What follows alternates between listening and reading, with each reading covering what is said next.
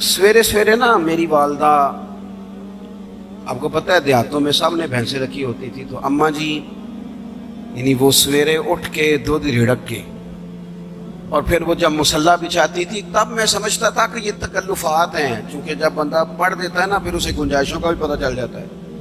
میں سمجھتا تھا یہ تکلفات ہیں کہ وہ پہلے کپڑا مصلی بچھاتی، پھر پیالے میں پانی لا کے پاس رکھتی، پھر وہ جناب اس پہ پڑھنا شروع کرتی، پھر وہ ریل، اور پھر ریل کے یہ جو حافظ ہوتے ہیں نا ہمارے، یہ پھر زیادہ نہیں چومتے قرآن پاک کو، ان کے پاس ہوتا ہے نا ہر وقت، لیکن وہ پرانے بندے وہ شنیل کا غلاف، پھر اسے کھولنا، پھر اسے چومنا، پھر سینے سے لگانا، یہ ساری چیزیں ان کے پیش نظر رہتی۔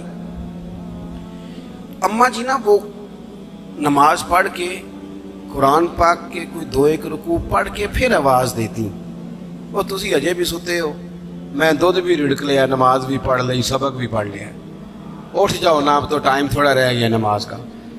یہ آپ یقین کریں، میرے سے بزرگ ناراض نہ ہو جائیں، لیکن بچوں کو نماز کی تقریر نہ سناؤ کہ پتر نماز پڑھنی چاہیے، نہ تقریر نہ سناؤ، تقریریں باہر چلتی ہیں، گھر میں نہیں چلتی، گھر میں عمل چلتا ہے۔ بچوں کے سامنے نماز پڑھو، بچوں کے سامنے قرآن پاک پڑھو، اپنی اولاد کو عادی کرو کتاب و سنت کا۔ سارا دن گپیں، سارا دن باتیں، گھر میں بھی تبصرے، ٹیلی فون پہ گپ شپ، اس نے تو نفسیاتی کمزوری پیدا کر دی ہے قوم۔ اپنے گھر کے اندر چلن پیدا کریں، قرآن پاک سے پیار ہو۔ وہ ایک دفعہ نا یہ ضلع شیخوپورہ کے کسی گاؤں میں ایک آڑتی تھا، یہ منڈی میں آڑت، وہ پرانی بات ہے پاکستان بننے سے پہلے کی، وہ سادہ سا بندہ تھا، داڑھی رکھی تھی، 5 وقت نماز پڑھتا تھا، تو فوت ہو گیا، آڑت کرتا تھا، تو اس کی قبر سے خوشبو آنے لگ گئی۔ یہ تو کدی کسی پیر دی قبر چوندی تو پھر کوئی منڈیا نے بٹت کرنی سی پیراں دیاں نے، پھر تو کمال ہو جانا تھا، اللہ خیر فرمائے، اللہ ماشاءاللہ، پھر کوئی کہانی، کوئی کرامت ادھر ادھر سے جوڑ جاڑ کے بھی لوگ بنا لیتے ہیں۔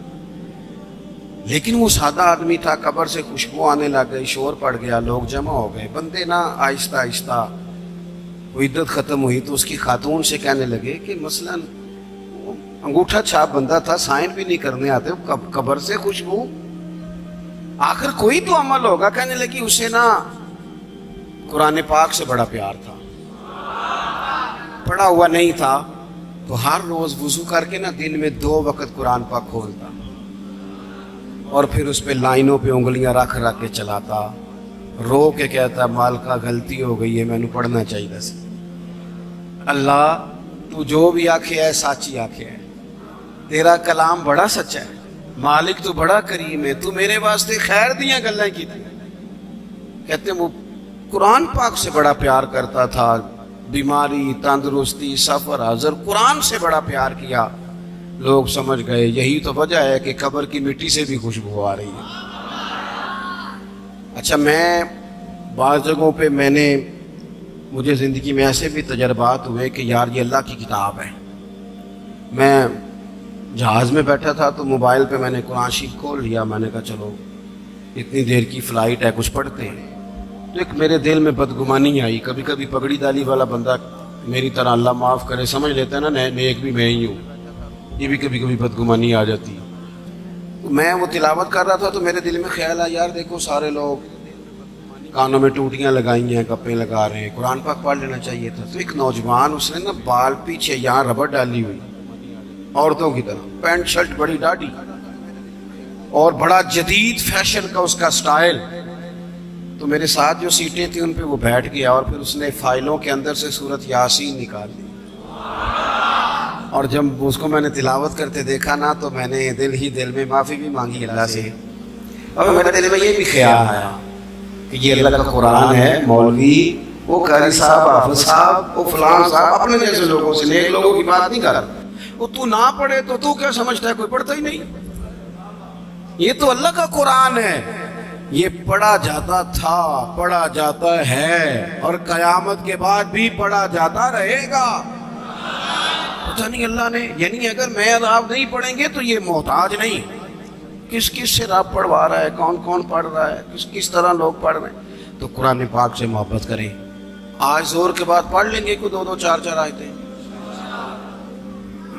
چلو میں کدوں آکے ہاتھ کھڑے کرو یا قسم چکو تسی نیت بھی نہیں پہ کر دے. تھوڑا سا پڑھ لیں گے انشاءاللہ تعالی. اچھا 2 3 دن میرے کہنے پہ پڑھیں آپ, 2 3 دن صرف, لمبا نہیں. میرا یہ تجربہ ہے, جو بندہ صبح صرف 2 دن الارم سے اٹھے نا نماز کے لیے فجر میں, تیسرے دن خود بخود آنکھ کھل جاتی ہے. اللہ نے نا یہ دماغ کا کمپیوٹر اس طرح کا بنایا ہے کہ نیند بھی اس میں فٹ ہوتی ہے کہ اتنے سے اتنے بجے تک سونا ہے.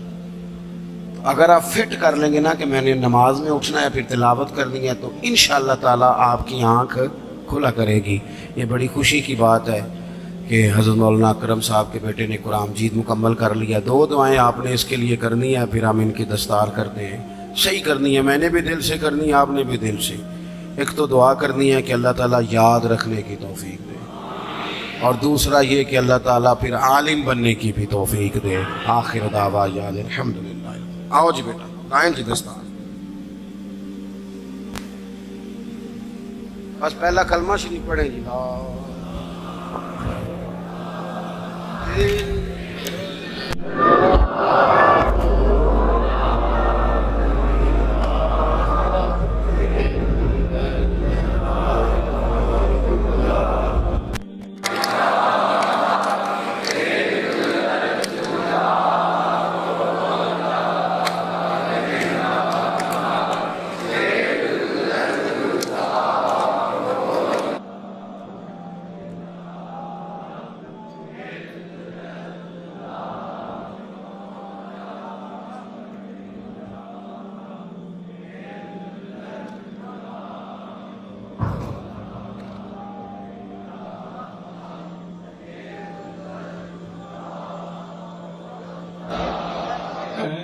شہنشاہ